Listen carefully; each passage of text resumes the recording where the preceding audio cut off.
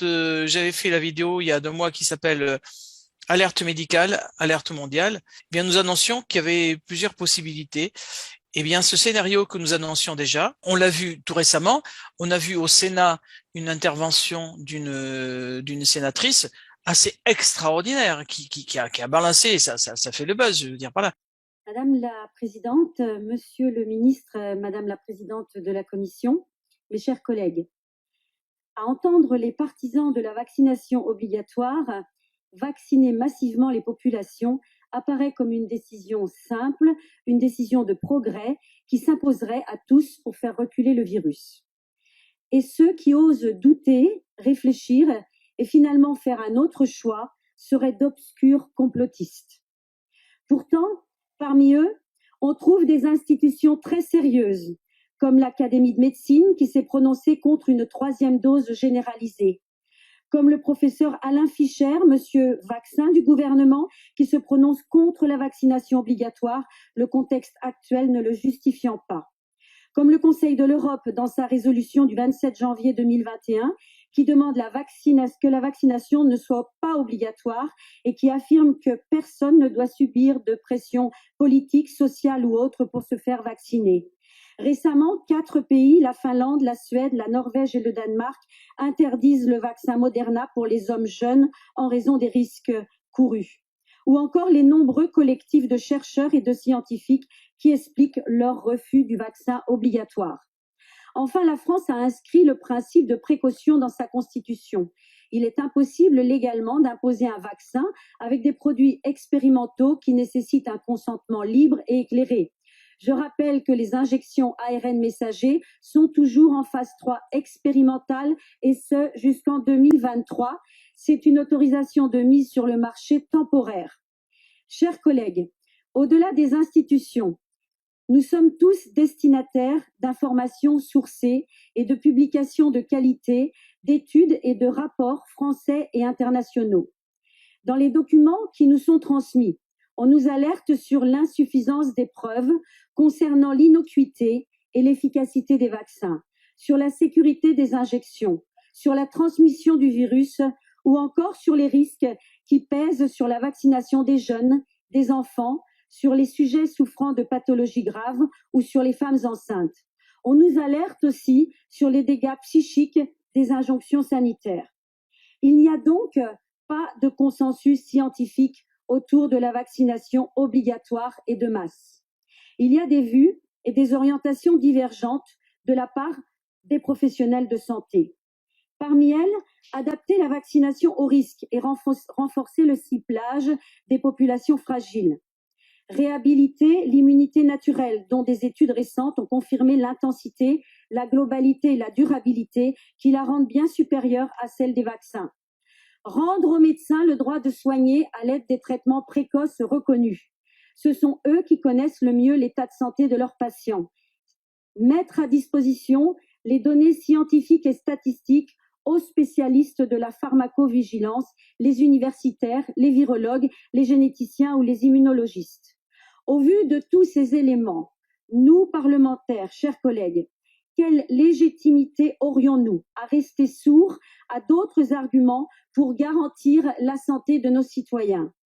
Comment pourrions-nous nous contenter d'une seule doctrine sur la situation? Quelle légitimité aurions-nous pour instaurer de manière autoritaire une vaccination obligatoire et une 3e dose alors que des médecins, des chercheurs, des soignants qui ont des compétences et l'expérience du virus doutent, au point de renoncer, pour certains d'ailleurs, à exercer leur métier et de renoncer à leurs revenus? Chers collègues, nous avons besoin d'un débat contradictoire, d'où pourront naître des lois équilibrées et respectées. Il nous faut ouvrir ce débat et le nourrir d'une information loyale, transparente et indépendante. Si le gouvernement est convaincu et sûr de lui sur tous ces sujets, alors ouvrons le dialogue. Nous ne sommes pas la chambre d'enregistrement du Conseil scientifique et aujourd'hui, il est de notre devoir, en tant qu'élus de la République représentant les Français, tous les Français, de restaurer le droit commun et les libertés publiques, car il y va de leur confiance.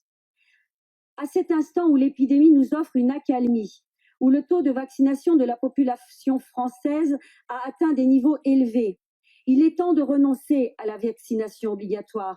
Il est temps de renoncer à la 3e dose. Il est temps d'arrêter de supprimer des lits dans les hôpitaux.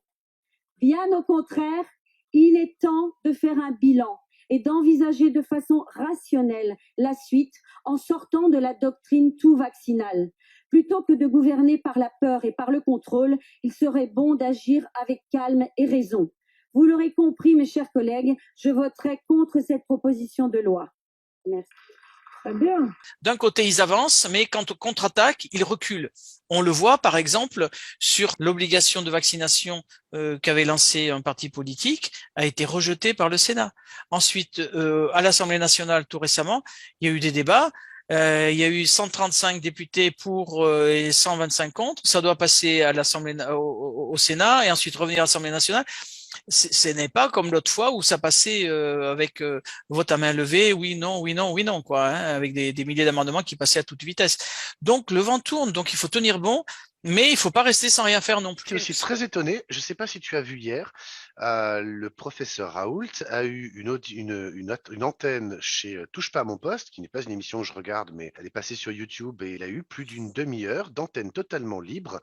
Donc autant il était, comment dirais-je, censuré, ce monsieur, pendant très longtemps, autant tout d'un coup, le voilà qu'il peut revenir sur le devant de la scène et parler librement. Donc ça confirme un petit peu ce que tu disais, c'est que ça bouge de partout et le vent est en train de tourner. Oui, carrément, carrément, carrément, carrément. Et ce qui se passe encore plus, c'est ce qui vient se passer en Espagne. Donc, vous le savez, je suis avocat en Espagne depuis 2004, et là, nous avons obtenu une décision assez extraordinaire. C'est la décision d'état d'urgence en Espagne qui est reconnue inconstitutionnelle, et en plus, l'État doit rembourser les amendes. Alors, est-ce que ça nous encourage pas? C'est un pays frontalier, hein, à continuer à se battre et attendre que la justice tranche. Donc, alors je vous le lis, el gobierno ordena devolver las multas del primer estado de alarma por la sentencia del constitucional. Le gouvernement espagnol ordonne de rembourser les amendes du premier état d'urgence à la suite de la décision du tribunal constitutionnel. Donc là, c'est quand même assez extraordinaire. Là encore, le temps de travail pour nous. Qui aurait imaginé que les amendes qui ont été infligées par la police espagnole, eh bien, et qui ont été payées au Trésor public espagnol, eh bien, doivent être remboursées. Donc c'est énorme, et ça conforte tout le message d'espoir que j'avais donné dès le début, puisque c'est un tribunal espagnol, le tribunal suprême, qui a décidé que l'état d'urgence était contraire à la Constitution. Ça se passe en ce moment et ça se passe en Espagne. Et ils auraient pu en rester là. Maintenant, en plus, le gouvernement dit on rembourse les amendes. Est-ce que ce n'est pas un message d'espoir extraordinaire? Donc, continuez les contentieux, faites des référés suspension, faites des recours en annulation, faites des recours au tribunal administratif. Si vous n'avez pas les éléments, prenez des témoins avec une attestation de formulaire que vous prenez sur Google, sur le CERFA. Prenez des huissiers de justice, battez-vous. Parce que si vous lâchez maintenant, c'est fini. Tandis que là, nous avons des messages d'espoir, mais qui sont particulièrement concrets. Donc, comme je le disais depuis le début, c'est l'international et l'article 55 de la Constitution qui vont nous permettre de faire prévaloir nos droits. En tous les cas, on ne peut pas dire le contraire, et je ne suis pas le seul. Je ne suis qu'une petite partie des avocats qui se battent et qui ont obtenu déjà des très grosses décisions, et peut-être on fera un jour une réunion sur tous ces avocats qui se battent, parce que je ne suis pas le seul. Et quand je dis il faut faire ces recours, ça ne veut pas dire qu'il faut passer par moi. Simplement, faites des recours avec des avocats. C'est-à-dire l'Espagne qui dit maintenant l'état d'urgence est contraire à la Constitution et on rembourse toutes les amendes que les policiers ont fait. C'est pas nous qui le disons, c'est le journal. Voilà. Est-ce qu'il y a des décisions qui ont été prises par certains tribunaux que tu aimerais nous faire part, par exemple?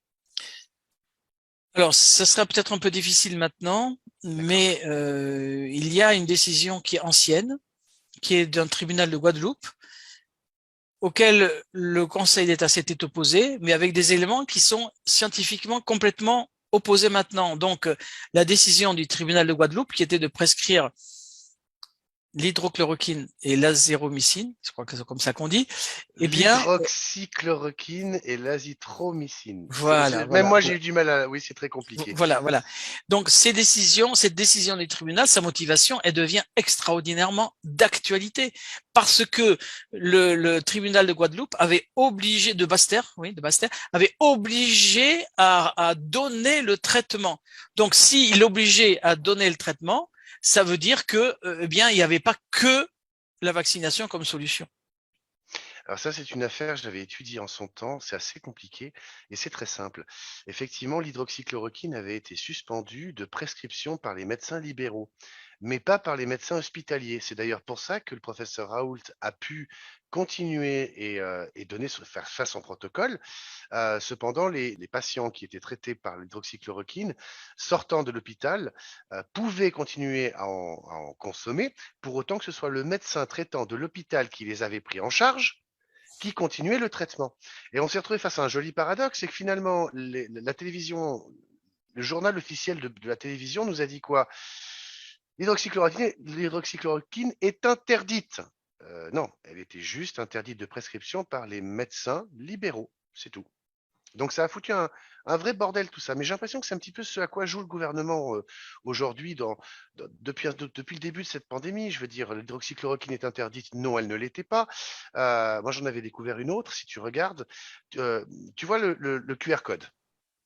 Ça, c'est une information qui est importante à savoir. Le QR code, avant qu'il devienne obligatoire par loi du 5 août, enfin le décret d'application du 7, avant qu'il devienne obligatoire, ceux qui l'imposaient, alors qu'ils n'avaient pas le droit de le faire, étaient punis de 45 000 € et un an d'amende. Du jour au lendemain, c'était l'inverse. C'est ceux qui ne le mettaient pas en place et qui auraient dû, qui se retrouvent encore aujourd'hui accusés des mêmes peines, c'est-à-dire un an de prison et 45 000 € d'amende. On est passé du jour au lendemain à tout et son contraire. Et c'est comme ça pour tellement de choses. Comment s'y retrouver? Oui. Mais comment s'y retrouver? C'est en se battant, mon cher. Parce que, par exemple, le tribunal administratif de Cergy-Pontoise a rendu une décision très, très favorable. Le conseil de prud'homme de Saint-Brieuc a rendu une décision très favorable. Quand on voit que, par exemple, le tribunal administratif de Cergy-Pontoise nous dit il est enjoint au centre hospitalier de verser à Madame B, à compter du 15 septembre 2021, la rémunération à laquelle elle a droit. Donc, c'est quand Donc ça même veut une dire, victoire. ça veut dire que sa suspension a été annulée en fait. Oui, alors c'est un cas spécifique. Hein. C'est pour ça que D'accord. il faut vraiment bien, voilà. Mais en tous les cas, on l'a devant les yeux. C'est une décision qui a été prise par le tribunal administratif de Cergy-Pontoise, donc la juridiction administrative. C'est une ordonnance du 4 octobre 2021. Il y a à peine 3 semaines. Hein, vous voyez. Donc là, c'est quelque chose d'extrêmement important. À Saint-Brieuc, donc je n'ai pas le texte sous les yeux, mais la décision de Saint-Brieuc, je sais que tu l'as, elle est aussi très très intéressante, puisque elle donne raison, le conseil de prud'homme, des personnes à qui on voulait imposer la vaccination. De Saint-Brieuc, si j'ai bon souvenir, c'est une soignante qui, elle, demande à ce que l'obligation vaccinale ne lui soit pas imposée tant que, je crois que c'est Sanofi qui est en train de travailler sur un vaccin qui ne serait pas à base d'ARN. Et elle demande de pouvoir attendre jusqu'au moment où, c'est bien ça, c'est Sanofi, jusqu'au moment où Sanofi sortira son vaccin et qu'il soit autorisé. Et effectivement, là, par ces motifs, le Conseil des prud'hommes de Saint-Brieuc, en sa formation de référé statuant par décision provisoire contradictoire, blablabla, suspend l'application de l'obligation vaccinale de madame ou monsieur, je ne sais pas, par l'AIST 22, je ne sais pas ce qu'est l'AIST 22, jusqu'à la décision du Conseil constitutionnel et de la Cour de cassation. Donc voilà, donc elle a demandé en plus, elle a posé une question de constitutionnalité. Aux Antilles, malgré l'obligation de vaccination, eh bien, le directeur a autorisé les gens non vaccinés de venir travailler comme soignants. Donc ça veut dire que c'est le directeur qui en assume les conséquences des décisions qu'il prend. Ah oui, on a un écrit de ça. Mais évidemment, il le fait. Je peux pas imaginer qu'il le fasse sans l'accord du ministère ou du gouvernement. Même s'il le faisait, disons que ce que j'essaie plutôt de transmettre comme information, c'est que dans cette situation, les employés, les médicaux et paramédicaux qui vont à l'hôpital pour faire leur métier, leur travail, eux ne risquent pas d'être embêtés théoriquement. C'est le directeur qui décide de prendre, Oui. de se mettre, on va dire, un petit peu en garde-fou. Mais oui, ah oui, évidemment. Donc, vous voyez que tout ce qui se fait, ça porte beaucoup. beaucoup, beaucoup. Et alors, ce qu'il y a de beaucoup, c'est ce qui se passe à l'international. J'en parlais tout à l'heure. Au Texas, il y a, tenez-vous bien, une interdiction de l'obligation vaccinale. Au Michigan, il y a une interdiction de l'obligation vaccinale. En Corée du Nord, refus de toute vaccination. Dans l'Union africaine, le président en exercice a dit rejeter le vaccin AstraZeneca. En Érythrée, il y a refus de toute vaccination. La République italienne, de son côté, a rendu une décision favorable à une requérante. Donc là aussi, c'est une jurisprudence dont on a le droit de se servir. En Suède, il y a suspension du vaccin de Moderna pour les jeunes gens. Au Danemark, suspension du vaccin de Moderna pour les jeunes gens. En Finlande, suspension du vaccin de Moderna pour les jeunes gens. En Islande, suspension du vaccin Moderna pour tout le monde. En Slovénie, suspension du vaccin Janssen pour les jeunes gens. Quand vous avez une agression, il faut reculer pour pas être atteint, mais il faut combattre, quoi. Donc concrètement et pratiquement, moi je répète, il faut absolument, quel que soit l'avocat que vous preniez, faire des recours contre le décret du Conseil d'État. Il faut faire des recours contre ce que vous dit les employeurs ou ce que vous dit le préfet. Et puis, vous allez voir que la situation bouge beaucoup, comme on l'a vu en Espagne aujourd'hui, où la Constitution est reconnue avoir été violée par l'état d'urgence. Et si ça se passait en France, hein?